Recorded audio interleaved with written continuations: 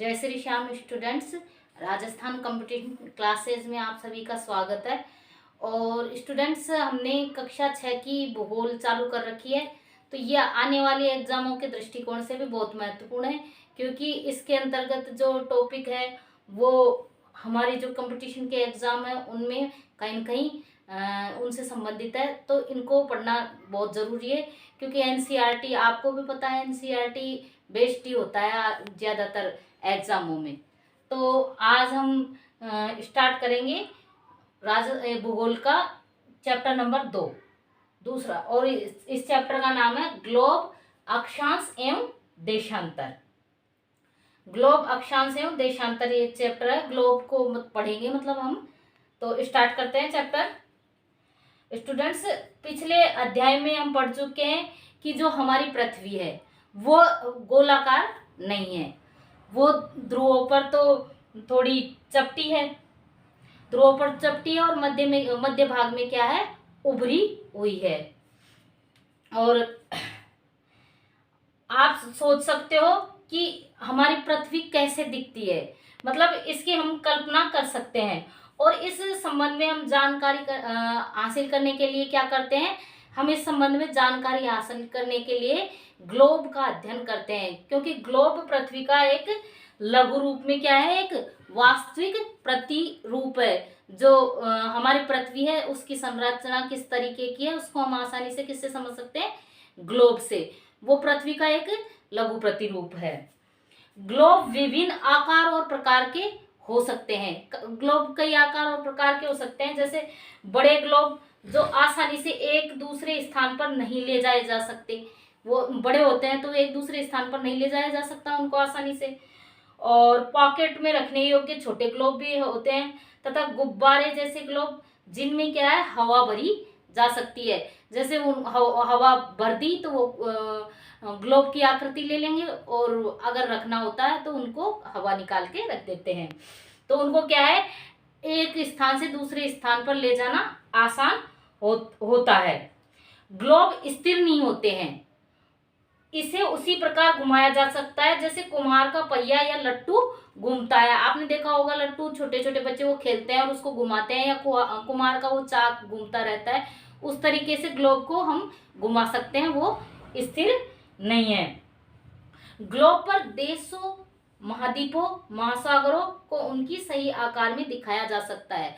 जो ग्लोब है तो उस पर कौन सा देश, कौन से अक्षांश और कौन से देशांतर पर स्थित है, तो इन सब चीजों को क्या है, सही रूप से प्रदर्शित किया जा सकता है। किस पर, ग्लोब पर। ग्लोब पर हम किसी देश की सही स्थिति की जानकारी प्राप्त कर सकते हैं कि वो कहाँ पर स्थित है। पृथ्वी के समान किसी गोले पर किसी बिंदु की स्थिति का वर्णन करना कठिन है। अब प्रश्न यह उठता है कि इस पर किसी स्थान की स्थिति कैसे बताई जा सकती है। इसके लिए हम कुछ बिंदुओं एवं रेखाओं के संदर्भ की इसमें क्या होती है, आवश्यकता होती है कि भाई ऐसे डायरेक्ट किसी गोले से कैसे बताएं। तो कुछ तो पैमाना, कुछ तो निर्धारित करना पड़ता है। तो ग्लोब कुछ बिंदु और कुछ रेखाएं, इनके द्वारा हम क्या है, निर्धारण कर सकते हैं कि भाई वो देश कहाँ स्थित है, कौन से अक्षांश या कौन से देशांतर पर स्थित है। आप देखेंगे कि एक सुई ग्लोब में झुकी हुई अवस्था में स्थित है। ग्लोब में एक सुई होती है जो झुकी हुई अवस्था में होती है, और उसे हम क्या कहते हैं, उसको हम अक्ष कहते हैं। क्या कहा जाता है उसको, अक्ष कहा जाता है। ग्लोब पर दो बिंदु होते हैं जिनसे होकर वो सुई क्या है, गुजरती है। ग्लोब पर दो बिंदु होते हैं जिनके बीच, ग्लोब के बीच में से वो जो निकलती है वो सुई गुजरती है, उसको वो दो बिंदु होते हैं, और उसको उत्तरी ध्रुव तथा दक्षिणी ध्रुव भी कहा जाता है। उनको एक ध्रुव को उत्तरी ध्रुव और दूसरे को दक्षिणी ध्रुव कहा जाता है। ग्लोब को इस सुई के चारों ओर पृथ्वी की भांति पश्चिम से पूर्व की ओर घुमाया जा सकता है। हमारी पृथ्वी कैसे घूमती है, हमारी पृथ्वी पश्चिम दिशा से पूर्व की ओर घूमती है, और इसी भांति हम ग्लोब को भी क्या कर सकते हैं, घुमा सकते हैं। लेकिन याद रखें, इन दोनों में एक अंतर है। पृथ्वी पर वास्तव में ऐसी कोई सुई नहीं होती। पृथ्वी पर वास्तव में ऐसी कोई सुई नहीं होती। ग्लोब में हम बनाते हैं क्योंकि ग्लोब टिका कैसे रहे, और इन पैमानों के इनके निर्धारण से हम पृथ्वी के मतलब आसानी से समझ भी सकते हैं, लेकिन वास्तविकता में ऐसी कोई सुई नहीं होती पृथ्वी पर। यह अपने अक्ष पर चारों ओर घूमती है, जो एक काल्पनिक रेखा है। ये अपने अक्ष पर जो घूमती है चारों तरफ, ये एक काल्पनिक रेखा है। और इसको अनुसंधानकर्ताओं ने, वैज्ञानिकों ने मतलब इनको निर्धारित किया था, जिससे कि पृथ्वी का सही ढंग से पैमाना निर्धारित किया जा सके और पता लगाया जा सके कि कौन सा देश कहाँ पर स्थित है। एक अन्य काल्पनिक रेखा भी ग्लोब को 2 बराबर भागों में बांटती है। इसे विषुवत वृत्त कहा जाता है। पृथ्वी के उत्तर में स्थित भाग, आधे भाग को उत्तरी गोलार्ध, पृथ्वी के उत्तर में जो आधा भाग स्थित है, विषुवत रेखा पृथ्वी को 2 बराबर भागों में बांट देती है। एक तरीके से यूं समझ लो कि हमारी पृथ्वी गोल सर कर रहा है और उसके बीच में से रेखा गुजारती जाती है विषुवत रेखा, तो वो पृथ्वी को 2 बराबर भागों में बांट देती है। तो आधे भाग को उत्तरी गोलार्ध और आधे भाग को दक्षिणी गोलार्ध कहा जाता है। ये दोनों बराबर के आधे भाग होते हैं, मतलब दोनों साइड पृथ्वी का बराबर इस विषुवत रेखा के द्वारा क्या कर दिया जाता है, विभाजन कर दिया जाता है। इस प्रकार विषुवत वृत्त पृथ्वी पर एक काल्पनिक वृत्त बनाती है। मतलब वास्तविकता में ऐसी कोई रेखा नहीं है, लेकिन काल्पनिक एक निर्धारित कर दिया गया है इनको समझने के हिसाब से। एवं यह पृथ्वी पर विभिन्न स्थानों की स्थिति बताने का सबसे महत्वपूर्ण संदर्भ बिंदु है। मतलब पृथ्वी पर कौन सा स्थान किस दिशा में, किस जगह, कौन से अक्षांश देशांतर पर स्थित है, तो ये इसके द्वारा क्या है, बताया जा सकता है। विषुवत वृत्त से ध्रुवों तक स्थित सभी समानांतर वृत्तों को अक्षांश रेखाएं कहा जाता है। मतलब ये समानांतर रेखाएं होती है। ये यूं पृथ्वी पर आडी खींची हुई रेखाएं हैं, तो ये क्या है, समानांतर रेखाएं, पश्चिम से पूर्व। मतलब इनकी जो लंबाई है वो बराबर है, कोई सी रेखा छोटी बड़ी नहीं है अक्षांश रेखाओं की। इसीलिए अक्षांश रेखाओं को समानांतर रेखाएं कहा जाता है, क्योंकि इनकी लंबाई बराबर होती है। अक्षांशों को अंश में मापा जाता है। अक्षांशों को किस में मापा जाता है, अंश में। विषुवत वृत्त 0 अंश अक्षांशों को दर्शाती है। विषुवत वृत्त किसको दर्शाती है, विषुवत वृत्त 0 अंश अक्षांश को दर्शाती है। चूंकि विषुवत वृत्त से दोनों तरफ ध्रुव के बीच की दूरी पृथ्वी के चारों ओर के वृत्त का 1/4 है, अतः इसका माप होगा 360 अंश का, यानी 1/4 यानी 90 अंश। इस प्रकार 90 अंश उत्तरी अक्षांश उत्तर ध्रुव को दर्शाता है। जैसे पृथ्वी गोल है तो इसके ऊपर जो ये बिंदु होता है, ये ऊपर वाले भाग को 90 अंश या उत्तरी अक्षांश या उत्तरी ध्रुव कहा जाता है, तथा 90 अंश दक्षिणी अक्षांश को दक्षिणी ध्रुव कहा जाता है। इस प्रकार विषुवत वृत्त के उत्तर की सभी समांतर रेखाओं को उत्तरी अक्षांश कहा जाता है, तथा विषुवत वृत्त के दक्षिण में स्थित सभी समानांतर रेखाओं को दक्षिणी अक्षांश कहा जाता है। इसलिए प्रत्येक अक्षांश के मान के साथ उसकी दिशा यानी उत्तर या दक्षिण को भी लिखा जाता है। मतलब कोई सा भी अक्षांश हम लिख रहे हैं तो उसके साथ उसकी दिशा लिखते हैं कि भाई वो उत्तरी अक्षांश में है या दक्षिणी अक्षांश में है। सामान्यतः इसे उ या द अक्षर से व्यक्त किया जाता है। उदाहरण के लिए महाराष्ट्र में चंद्रपुर एवं ब्राजील, दक्षिण अमेरिका में बेलो होरिजेंटो, दोनों एक ही अक्षांश 20 अंश पर स्थित है, लेकिन चंद्रपुर विषुवत वृत्त के 20 अंश उत्तर में एवं बेलो होरिजेंटो विषुवत वृत्त के 20 अंश दक्षिण में स्थित है। मतलब स्थित दोनों एक ही अक्षांश पर है, पर वो एक उत्तर में स्थित है और दूसरा क्या है, दक्षिण में स्थित है। इसलिए हम कहते हैं कि चंद्रपुर 20 डिग्री उत्तरी अक्षांश पर तथा बेलो होरिजेंटो 20 डिग्री दक्षिणी अक्षांश पर स्थित है। जैसे जैसे हम विषुवत वृत्त से दूर होते जाते हैं, अक्षांशों का आकार क्या हो जाता है, घट जाता है। महत्वपूर्ण अक्षांश समानांतर रेखाएं। विषुवत वृत्त 0 डिग्री, उत्तरी ध्रुव 90 डिग्री उत्तर तथा दक्षिणी ध्रुव 90 डिग्री दक्षिण के अतिरिक्त 4 महत्वपूर्ण अक्षांश समानांतर रेखाएं और भी है। जैसे उत्तरी गोलार्ध में कर्क रेखा, कर्क रेखा को 23.5 डिग्री उत्तरी अक्षांश भी बोला जाता है। दक्षिणी गोलार्ध में 23.5 डिग्री मकर रेखा, जो कहां पर स्थित है, दक्षिणी गोलार्ध में स्थित है। और विषुवत वृत्त के 66.5 डिग्री उत्तर में उत्तर ध्रुव वृत्त, और विषुवत रेखा के 66.5 डिग्री दक्षिण में दक्षिण ध्रुव वृत्त स्थित है। अब पृथ्वी के ताप कटिबंध, तो पृथ्वी के कितने कटिबंध है ताप कटिबंध? 3, उष्ण कटिबंध, शीतोष्ण कटिबंध और शीत कटिबंध। कर्क रेखा एवं मकर रेखा के बीच सभी अक्षांशों पर सूर्य वर्ष में एक बार दोपहर में सिर के ठीक ऊपर होता है, इसलिए इस क्षेत्र में सबसे अधिक ऊष्मा प्राप्त होती है तथा इसे उष्ण कटिबंध कहा जाता है। क्या कहा जाता है इसको? उष्ण कटिबंध कहा जाता है, क्योंकि सूर्य सिर के ऊपर चमकता है तो ताप ज्यादा आता है पृथ्वी पर, तो इस जो इस स्थान होते हैं उनको वहां पर ऊष्मा ज्यादा होती है, तो उसको इस स्थान को उष्ण कटिबंध कहा जाता है। कर्क रेखा तथा मकर रेखा के बाद किसी भी अक्षांश पर दोपहर का सूर्य कभी भी सिर के ऊपर नहीं होता। ध्रुव की तरफ सूर्य की किरणें तिरछी हो जाती है। इस प्रकार उत्तरी गोलार्ध में कर्क रेखा एवं उत्तर ध्रुव वृत्त तथा दक्षिणी गोलार्ध में मकर रेखा एवं दक्षिण ध्रुव वृत्त तक के मतलब बीच वाले क्षेत्र का तापमान मध्यम रहता है, क्योंकि सूर्य कभी सिर के ऊपर नहीं चमकता, तो इस वजह से ताप ज्यादा नहीं रहता, तो ज्यादा ठंड भी नहीं रहती, तो इसलिए इन्हें कहा जाता है शीतोष्ण कटिबंध कहा जाता है। मतलब बीच का सा मौसम रहता है, एक तरीके से सुहावना मौसम रहता है। उत्तरी गोलार्ध में उत्तर ध्रुव व्रत एवं उत्तरी ध्रुव तथा दक्षिणी गोलार्ध में दक्षिणी ध्रुव व्रत एवं दक्षिणी ध्रुव के बीच के क्षेत्रों में बहुत अधिक क्या होती है?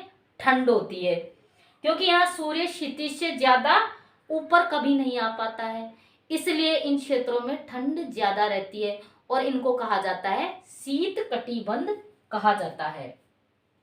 अब नेक्स्ट है देशांतर क्या है?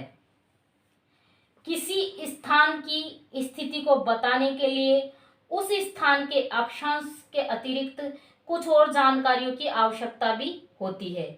आप देख सकते हैं कि प्रशांत महासागर में स्थित टोंगा द्वीप एवं हिंद महासागर में स्थित मॉरिशस द्वीप एक ही अक्षांश मतलब 20 डिग्री पर स्थित है। उनकी सही स्थिति जानने के लिए यह पता करना होगा कि उत्तरी ध्रुव को दक्षिण ध्रुव से जोड़ने वाली संदर्भ रेखा, मतलब उत्तर ध्रुव को दक्षिण ध्रुव से जोड़ने वाली जो रेखा है उसको रेखा पूर्व या पश्चिम की ओर इन स्थानों की दूरी कितनी है, मतलब इन स्थानों की पूर्व या पश्चिम की तरफ दूरी कितनी है। इन संदर्भ रेखाओं को देशांतर यामोत्तर कहते हैं तथा उनके बीच की दूरी को देशांतर के अंशों में मापा जाता है। प्रत्येक अंश को किस में मापा जाता है? मिनट में, तथा मिनट को सेकंड में विभाजित किया जाता है। ये अर्धवृत्त है तथा उनके बीच की दूरी ध्रुवों की तरफ बढ़ने पर घटती जाती है। मतलब ध्रुवों की तरफ जाने पर इनके बीच की दूरी क्या है? घटती जाती है एवं ध्रुवों पर शून्य हो जाती है, और अंत में जो ध्रुवों पर पहुंचकर क्या हो जाती है? मात्र बिंदु शून्य रह जाता है, जहां सभी देशांतरीय यामोत्तर आपस में मिलते हैं। जैसे देशांतर रेखा क्या है? ऐसे खड़ी हुई रेखा, ग्लोब पर जो ऐसी खड़ी हुई रेखा होती है, ग्लोब पर जो ऐसे खड़ी हुई रेखा होती है, जैसे ये ग्लोब है और इस पे जो ये इस तरीके से खड़ी हुई रेखाएं होती है,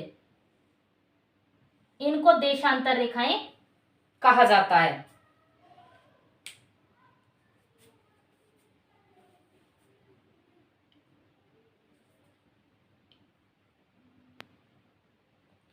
इसलिए इन्हें सिर्फ मुख्य अक्षांशों में व्यक्त करना कठिन है।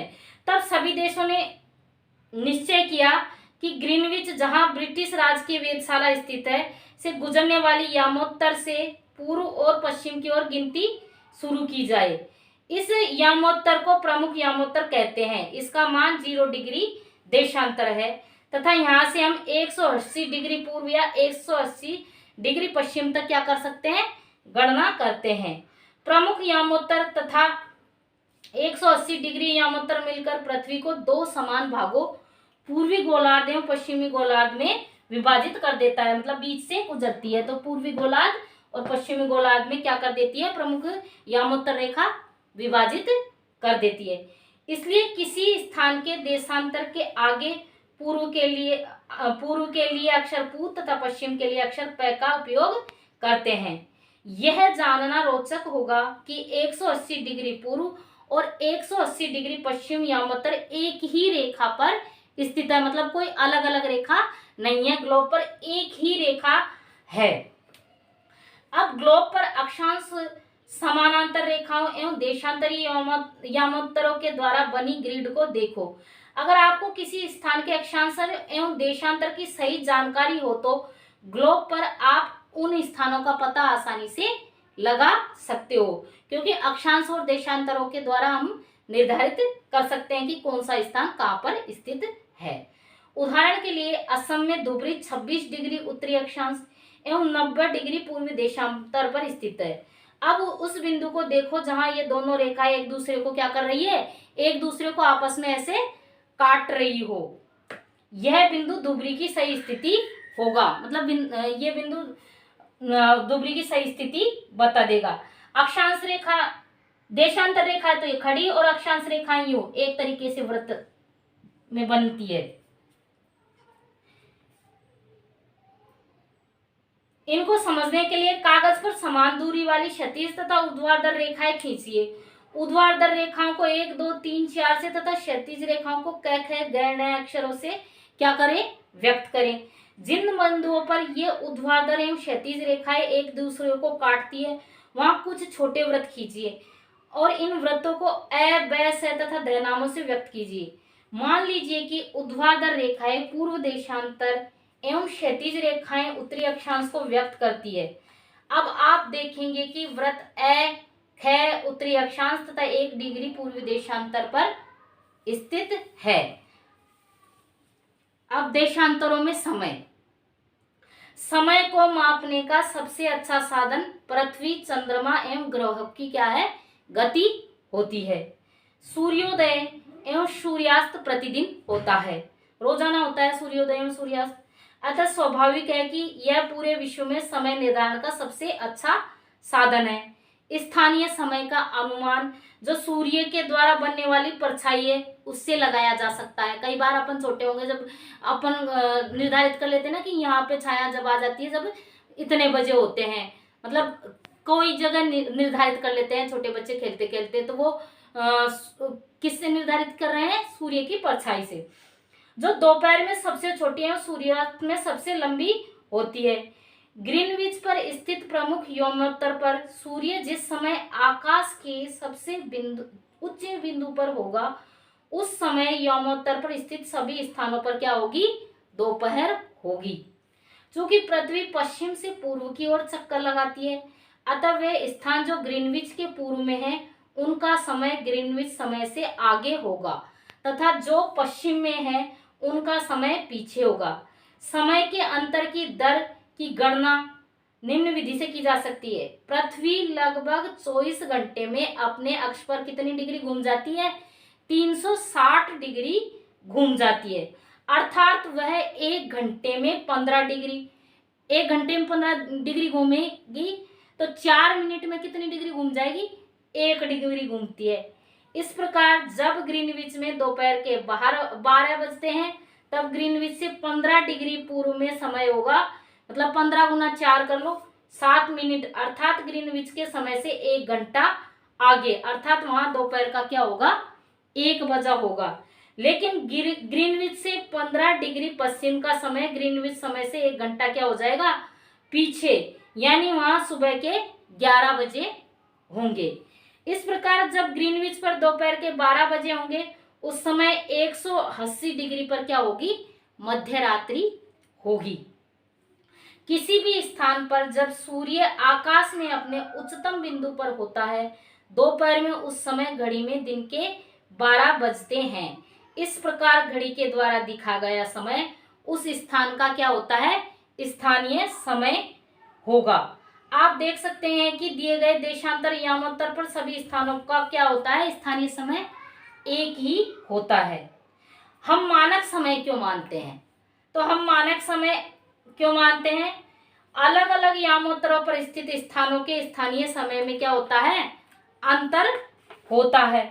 उदाहरण के लिए बहुत से देशांतरों से होकर गुजरने वाली रेलगाड़ियों के लिए समय सारणी तैयार करना क्या हो जाता, कठिन होता। भारत में गुजरात के द्वारका तथा असम के डिब्रूगढ़ के स्थानीय समय में लगभग 1 घंटा 45 मिनट का क्या होता है, अंतर होगा।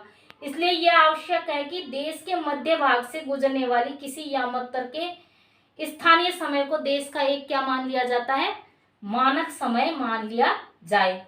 इस यामोत्तर रेखा के 82.5 डिग्री पूर्व को मानक यामोत्तर क्या माना गया है, मानक यामोत्तर माना गया है। हमारे देश के मानक समय किससे निर्धारित होता है, 82.5 डिग्री पूर्वी देशांतर रेखा से।